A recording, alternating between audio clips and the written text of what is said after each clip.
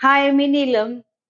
माझे प्रेरणास्थान, माझे आवडते व्यक्तिमत्व कैलासवासी doctor Abdul Kalam, missile man यांच्याबद्दल मुरलीधर देसाई यांनी 42 वर्ष कोमात या पुस्तकामध्ये संपूर्ण पुस्तकाचा गोषवारा अगदी शॉर्टमध्ये फार सुंदररित्या दिलेला आहे. तो मी आपणासोबत शेअर करीत आहे. Doctor Abdul Kalam, missile man. Missile man, Prithvi, Agnipankh, कवी, लेखक, शिक्षण तज्ञ, ज्येष्ठ शास्त्रज्ञ, भारतीय क्षेपणास्त्र कार्यक्रमाचे जनक, माजी राष्ट्रपती, महासत्तेचे स्वप्न दाखवणारा शास्त्रज्ञ. शिवाजी विद्यापीठ दीक्षांत सोहळा, वारणा साखर कारखाना सुवर्ण अमृत महोत्सव, महाराष्ट्र हायस्कूल कार्यक्रम 24 फेब्रुवारी 2010. राष्ट्रीय हरित सेनेच्या विद्यार्थ्यांना कार्बन मुक्त संदेश. 28 मे 2003. सकाळ कार्यक्रम आयोजित कार्यक्रमात शिक्षण, आरोग्य सेवा, शेती, अन्न प्रक्रिया, उद्योग, माहिती, दूरसंचार, तंत्रज्ञान याची डॉक्टर कलाम यांनी मुलांना, नागरिकांना आपण प्रगत होण्यासाठी अंमलात आणा असा सल्ला दिला. 2002 ते 2007 या कालावधीतील भारताचे 11वे निस्पृह राष्ट्रपती. साधी राहणी, उच्च विचारसरणी, मृदू स्वभाव. त्यांचे नाव अब्दुल पाकीर जैनुलाब्दीन कलाम, एपीजे. असामान्य बुद्धिमत्ता. 15 ऑक्टोबर 1931 तामिळनाडूतील रामेश्वरम जिल्ह्यातील धानुषकोडी येथे जन्म झाला. लहान असताना पेपर गठ्ठे पहाटे 4 वाजता स्टेशन स्टँडवर जाऊन सायकलने आणायचे. लोकांना पेपर सायकलने वाटायचे. एपींचे वडील स्थानिक मच्छीमारांना बोटी भाड्याने देण्याचे काम करत. यांना 7 भावंडे होती. वडील अशिक्षित, पण मुलांना शिकवण्यात कुचराई नाही. एपीजेंना समुद्राची फार ओढ. कलाम यांना गणितशास्त्रात विशेष रुची. आंतरराष्ट्रीय माध्यमात डॉक्टर कलाम इंडियन आयडल भारताच्या अणुऊर्जा विषयक कार्यक्रमाला मोठ्या प्रमाणात चालना दिली. अणुऊर्जा व अवकाश संशोधन क्षेत्रात डॉक्टर कलामांचे योगदान अमूलार्ग असल्याचे गौरवोद्गार न्यूयॉर्क टाइम्सने काढले. भारताला लष्करीदृष्ट्या सक्षम व बाह्य शक्तीचा दबाव झुगारण्यात त्यांचा मोठा वाटा होता. भारताने स्वतःच्या हिमतीवर अणुबॉम्ब बनवले ते डॉक्टर कलामांचेच योगदान होते. 1980 मध्ये पृथ्वी व अग्नी बनवण्यात त्यांचा महत्वपूर्ण वाटा होता. 1998च्या पोरबंदर येथील अणुबॉम्ब चाचणीत त्यांचा मोठा वाटा होता, म्हणून वॉशिंग्टन पोस्टने ही त्यांचे कौतुक केले. वॉल स्ट्रीट पोस्ट या वृत्तपत्राने एक गरीब मुस्लिम कुटुंबातील मुलगा भारताला अवकाश संशोधन व संरक्षण क्षेत्रात स्वयंपूर्ण होण्यात मोलाची मदत करतो, त्यामुळे भारत देशाची नायक म्हणून कलामांच्यामुळे उंची वाढते. प्रगत देशांच्या पंक्तीत भारताला कलाम यांनी बसवले. राष्ट्रपती सत्तापदावर असताना 2004 मध्ये निवडणुका आल्यावर 3 महिने त्यांनी सार्वजनिक कार्यक्रमांपासून सुट्टी घेतली. का तर आपल्या विधानातून राजकीय अन्वयार्थ लावले गेले तर राष्ट्रपती पदाच्या तटस्थतेला बाधा येईल असा विवेक दाखवणारे पहिले राष्ट्रपती. राष्ट्रपती पद सोडल्यानंतर सार्वजनिक जीवनात समाजोपयोगी कामात व्यस्त राहिलेले एकमेव राष्ट्रपती. प्रामाणिकपणा, मनाचा सरळपणा हा कलाम यांच्या स्वभावाचा सरळ भाग होता. सरकारी काम सरकारी खर्चाने करायचे तर खाजगी काम स्वतःच्या पैशाने करणारा एकमेव राष्ट्रपती. 2006 मध्ये ते राष्ट्रपती असताना त्यांचे पाहुणे त्यांना भेटायला आले. ते एकूण 50 पाहुणे 8 दिवस आले होते. राष्ट्रपती भवनात राहिले. जवळपासची सर्व ठिकाणे दाखवली. हा सर्व खर्च डॉक्टर कलाम यांनी स्वतःच्या खिशातून केला. तो खर्च 3,55,000 रुपये चेक राष्ट्रपती कार्यालयात पाठवला. हे गुपित त्यांचे सचिव नायर यांनी त्यांच्या पुस्तकामध्ये छापले. इफ्तार पार्टीचा खर्च अनाथांसाठी 28 अनाथाश्रमात डाळ, स्वेटर, पांघरूण, पीठ सरकारी खर्चातून व स्वतःचे 1 लाख रुपये योगदान देऊन पाठवले. सरकारी खुर्चीचा गैरवापर त्यांनी केव्हाही केला नाही. डॉक्टर कलाम यांचे जीवन म्हणजे अग्नीसारख्या तेजस्वी व जाज्वल्य राष्ट्रप्रेमाच्या लखलखत्या हिऱ्यासारखे होते. त्यांचे वेगवेगळे पैलू म्हणजे त्यांचे वैज्ञानिक कार्य, त्यांची राष्ट्रपती पदाची कारकीर्द, शिक्षण क्षेत्रातले योगदान, प्रेरणादायी व्याख्याने, कविता आदी मानवतेच्या नितांत सुंदर कोंदणात त्यांच्या जीवनात हा हिरा शोभून दिसत होता. आज जरी आपल्यात नसले तरी त्यांचे विचार, कार्य, आदर्शवत जीवन यामुळे आम्हा भारतीयांना त्यांचे विचार प्रेरणा देत राहतील. गरिबीत वाढलेल्या मुस्लिम मच्छीमार, पेपर विकणारा मुलगा राष्ट्रपती पदापर्यंत त्यांचा प्रवास थक्क करणाराच आहे. हे सर्व अग्निपंख पुस्तकात वाचायला मिळते. प्रत्येक मूल जन्माला येताना आई वडिलांकडून काहीतरी गुण घेऊन येते. माझ्या वडिलांकडून मला प्रामाणिकपणा व स्वयंशिस्त मिळाली, तर आईने मला चांगल्यावर विश्वास ठेवायचा दयाळू वृत्ती दिली. हे सर्व गुण माझ्या 3 भावांनी एका बहिणीने हा ठेवा उचलला. जलालुद्दीन व रामसुद्दीन ह्या दोघांमुळे स्वतंत्र वेगळेपण शिकलो. हे गुण मला शाळेत सुद्धा मिळाले नाहीत. उपजत शहाणपण जलालुद्दीन कडून शिकले. रामउद्दीन कडून मी चेहऱ्यावरून मनातले ओळखायला शिकलो. शरीराची व डोक्याची भाषा समजू लागली. माझ्यामध्ये जो सर्जनशीलतेचा स्रोत उगम पावत फुलत खळखळत गेला, त्याचे श्रेय मी त्या दोघांना देतो. बालपणी माझे 3 जिवलग मित्र होते, रामनाथ शास्त्री, अरविंदन आणि शिवप्रकाशन. ते तिघेही उच्चकुलीन हिंदू. सनातनी ब्राह्मण रामनाथ हा रामेश्वर मंदिरातील पुजाऱ्यांचा मुलगा. अरविंद हा प्रवासी वाहतूक व्यवसायात शिरला, तर शिवप्रकाशन रेल्वेत अन्न पुरवठा करणारा कंत्राटदार बनला. रामेश्वरमच्या देवळात दरवर्षी सीताराम कल्याण उत्सव साजरा करतात.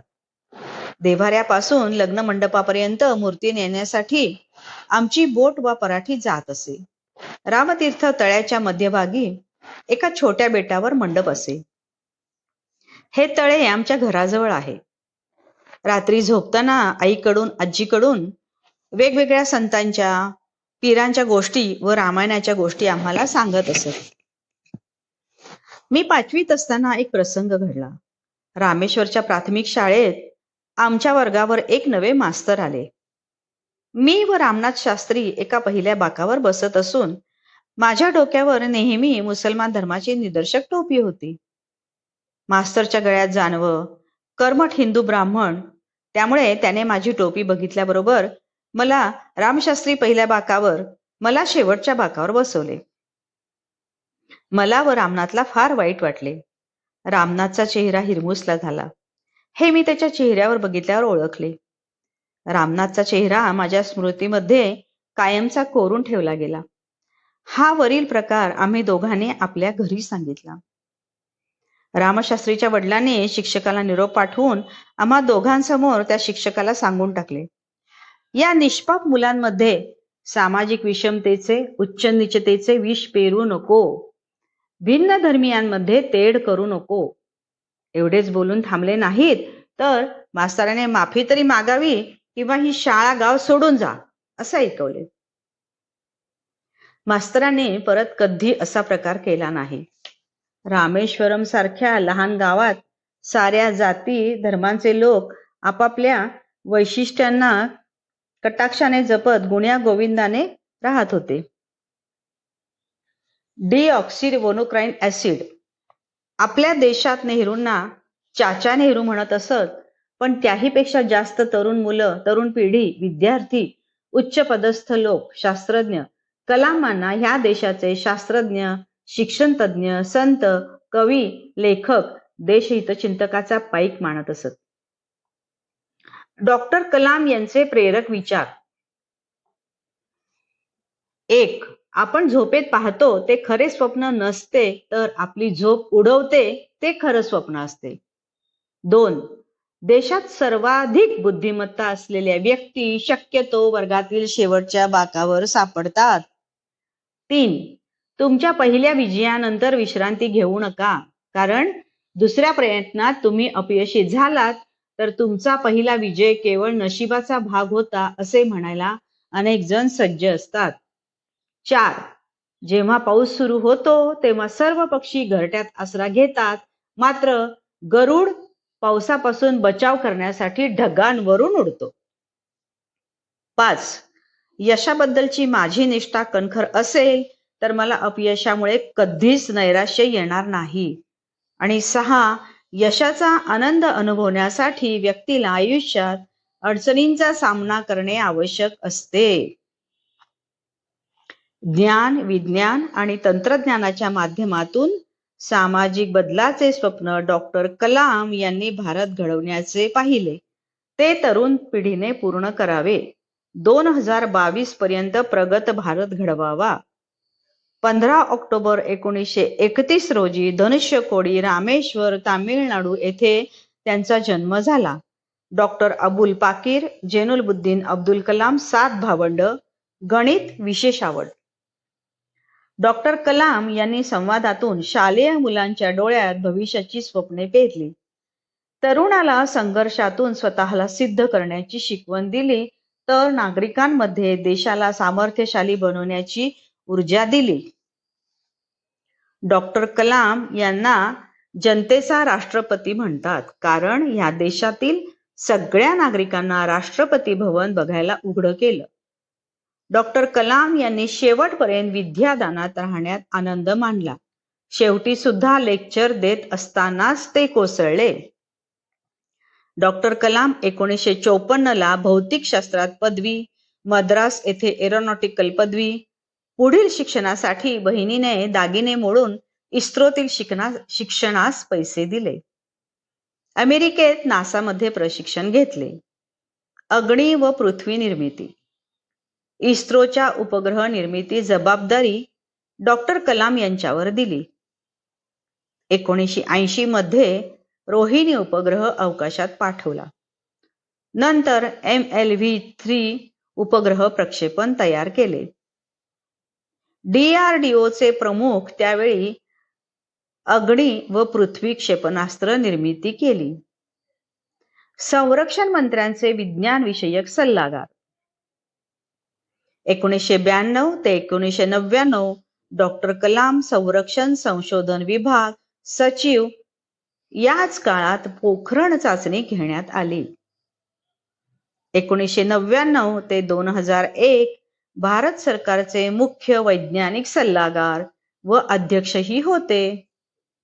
महासत्तेचे स्वप्न दाखवणारा महान शास्त्रज्ञ. त्यांना पायलट व्हायचे होते, पण होता आले नाही. म्हणून 8 जून 2006 रोजी सुखोई 30 MKI या लढाऊ विमानातून वयाच्या 84व्या वर्षी ऐतिहासिक उड्डाण करून आपली विमान चालवण्याची इच्छा पूर्ण केली. 35,000 फूट उंचीवरून ध्वनीपेक्षा जास्त वेगाचा सुखद अनुभव घेऊन इच्छा पूर्ण केली. त्यांनी लष्कर, हवाई दल, नौदल यांचे सरसेनापती म्हणून वेगळा ठसा उमटवला. संरक्षण दलात मेक इन इंडियाची चर्चा चालू आहे, त्याचे ते जनक आहेत. सुखोई अ मधील रडार व सेन्सर यंत्रणा विकसित करण्यात त्यांचा हात होता. 2002 ते 2007 भारत देशाचे 11वे राष्ट्रपती. भारताच्या क्षेपणास्त्राचे जनक डॉक्टर कलाम ठरले. राष्ट्रपती झाल्यानंतर मुलांमध्ये वैज्ञानिक दृष्टिकोन रुजवण्याचे काम केले. ते उत्तम वीणावादक होते. Wings of fire, India 2020, ignited minds ही पुस्तके गाजली आहेत. विज्ञान आणि अध्यात्म यांची सांगड घातली की देशाची प्रगती वेगाने होईल असे त्यांना वाटत असे. अवकाश संशोधनात भारत खूप प्रगती करेल असे ते म्हणत होते व ते खरे ठरले. मनाने इतका मोठा माणूस फारच दुर्मिळ म्हणावा लागेल. संरक्षण क्षेत्रात प्रगत भारत हे डॉक्टर कलामांचे स्वप्न साकारले. त्यांच्यामुळे भारताची जागतिक स्तरावर अण्वस्त्र शक्ती म्हणून ओळख मिळाली. हवेतून हवेत इंधन भरणाऱ्या विमानाच्या खरेदीपूर्वी त्यावर डॉक्टर कलाम यांच्याशी विचार करावा लागला. डॉक्टर कलाम 30 नोव्हेंबर 2002च्या 103व्या NDA तुकडीच्या दीक्षांत संचालनाला उपस्थित होते. जगातल्या सर्व राष्ट्रप्रमुखांशी अणुक्षेपणास्त्र क्षेत्रातील शास्त्रज्ञ अशी ओळख डॉक्टर कलामांची होती. डॉक्टर कलाम यांना अनेक पुरस्कार मिळाले. पहिलं 1981 पद्मभूषण, दुसरं 1990 पद्मविभूषण, तिसरं 1997 भारतरत्न, चौथं 1997 इंदिरा गांधी राष्ट्रीय एकात्मता पुरस्कार, पाचवे 1998 वीर सावरकर पुरस्कार, सहावे 2000 रामानुजन पुरस्कार, सातवे 2007 किंग चार्ल्स दुसरा पदक, आठवे 2007 ब्रिटन येथील वॉल्व्हरहॅम्प्टन, नववे 2008 सिंगापूर डॉक्टर ऑफ इंजिनियर आणि 10वे 2009 अमेरिकन सोसायटी ऑफ मेकॅनिकल इंजिनियर्सची दुबर पदक, 11वे 2017 वॉटरलू विद्यापीठाची डॉक्टर ऑफ इंजिनिअरिंग, 12वे 2011 न्यूयॉर्कच्या IEE या संस्थेचे सभासदत्व. डॉक्टर APJ अब्दुल कलाम मृत्यू दिनांक 27 जुलै 2015 सायंकाळी 7:45 वाजता IIM कार्यक्रम शिलाँग. ज्येष्ठ बंधू त्यांचे मोहम्मद मुथू मीरा लेंबाई मराईकर, वय 99. डॉक्टर कलामांची वैयक्तिक संपत्ती: 3 सूट, 6 शर्ट, 6 पॅन्ट, 2500 पुस्तके, बँक शिल्लक 0, घर देशातील शास्त्रज्ञांना अर्पण. डॉक्टर कलाम हे एकदा ओडिशामध्ये क्षेपणास्त्र चाचणीसाठी गेले होते. चाचणी एरिया 25 ते 30 किलोमीटर मध्ये पसरला. एक्सपिरोमेंटल सेंटर, टेस्टिंग सेंटर अशी केंद्रे आहेत. डॉक्टर कलाम हे टेस्टिंग सेंटर मधून एक्सपेरिमेंटल सेंटरला जाणार होते. आपल्या टेस्टिंग सेंटर मधून 3 आणि 3.5 किलोमीटर अंतर एका सिक्युरिटीला जाण्यासाठी लिफ्ट मागितली. त्याच्या सायकल मागे बसून एक्सपेरिमेंटल सेंटरला पोहोचवले. तोपर्यंत टेस्टिंग सेंटर मधून डॉक्टर कलाम तुमच्या सेंटरला येत आहोत असा निरोप गेला. त्या केंद्रातील सर्व शास्त्रज्ञ बाहेर दारात येऊन स्वागतासाठी उभे होते. तेवढ्यात हे सायकलवरून उतरून गेले. सर्व शास्त्रज्ञांनी त्यांना नमस्कार करून स्वागत केले. सिक्युरिटी सायकलवाल्याने विचारले, हे कोण आहेत? हे डॉक्टर अब्दुल कलाम आहेत. सिक्युरिटी सायकलवाला चमकला. एवढे मोठे शास्त्रज्ञ माझ्या सायकलवर बसून आले? शास्त्रज्ञ म्हणाले, आम्ही गाडी पाठवली असती. डॉक्टर कलाम म्हणाले, अवास्तव स्त्रोम करायचे नाही, लोकांमध्ये राहूनच कार्य करायचे. Doctor APJ Abdul Kalam. तंत्रज्ञान आणि समाज. 1. माहिती, दळणवळण, नॅनो टेक्नॉलॉजी या सगळ्या तंत्रज्ञानाचे संयोगीकरण झाल्यावर त्याचा प्रत्यक्ष वापर ग्रामविकास, शिक्षण, आरोग्य, प्रशासन या क्षेत्रातील विकासासाठी करून घेता येईल. 2. समाजाच्या विकासाच्या प्रक्रियेत या प्रत्येक क्षेत्राचे एक स्वतंत्र जाळे तयार झाले तरच समाजाच्या सर्वांगीण विकासाची प्रक्रिया परिपूर्ण आणि सकस घडून येऊ शकते. 3. देशातील विद्यापीठे आणि सामाजिक आर्थिक परिस्थितीचा बदलांचा अभ्यास करणाऱ्या संस्था एकमेकांशी जोडल्या गेल्या पाहिजेत. तसेच उद्योग क्षेत्र आणि संशोधन संस्था यांच्यातही देवाणघेणीची प्रक्रिया सुरू झाली पाहिजे. 6 क्षेत्रे आणि विकसित भारत. विकसित भारताचे स्वप्न पूर्ण करण्यासाठी मूलभूत अशा 6 क्षेत्रांवर लक्ष केंद्रित केले पाहिजे. पहिलं, ऊर्जा क्षेत्र, उत्पादन, रूपांतरण, उत्खनन आणि साठवणूक. दुसरं, जलक्षेत्र, शुद्धीकरण आणि प्रक्रिया. तिसरं, आरोग्य क्षेत्र, औषधांची उपलब्धता आणि रोगांवरील उपचारांची सशक्त यंत्रणा. चौथं, अन्न क्षेत्र, अन्नाची साठवणूक, जतन आणि वाटप. 5वं, ज्ञानाधिष्ठित उत्पादन क्षेत्र, नेटवर्किंग, हार्डवेअर, सॉफ्टवेअर इत्यादी. आणि 6वं, ऑटोमोबाईल, हार्डवेअर आणि सॉफ्टवेअरचे एकत्रीकरण. जागतिक स्तरावरील संपन्न मनुष्यबळ. 1. सध्या देशातील सर्व शैक्षणिक संस्थांमधून दरवर्षी पदवी आणि पदव्युत्तर शिक्षण झालेले 30 लाख विद्यार्थी बाहेर पडतात. 2. 10वी आणि 12वी झालेले 70 लाख विद्यार्थी दरवर्षी रोजगार क्षेत्रात सहभागी होतात. याचाच अर्थ जवळपास 1 कोटी तरुण विद्यार्थी रोजगार क्षेत्रात कष्ट करण्याच्या तयारीने दरवर्षी उतरतात. आणि 3.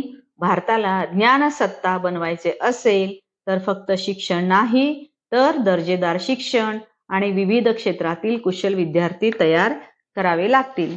असे अब्दुल कलामांचे शॉर्ट आणि स्वीट मध्ये खूप सुंदररित्या MD देसाई यांनी त्यांचे विश्लेषण केलेले आहे. धन्यवाद.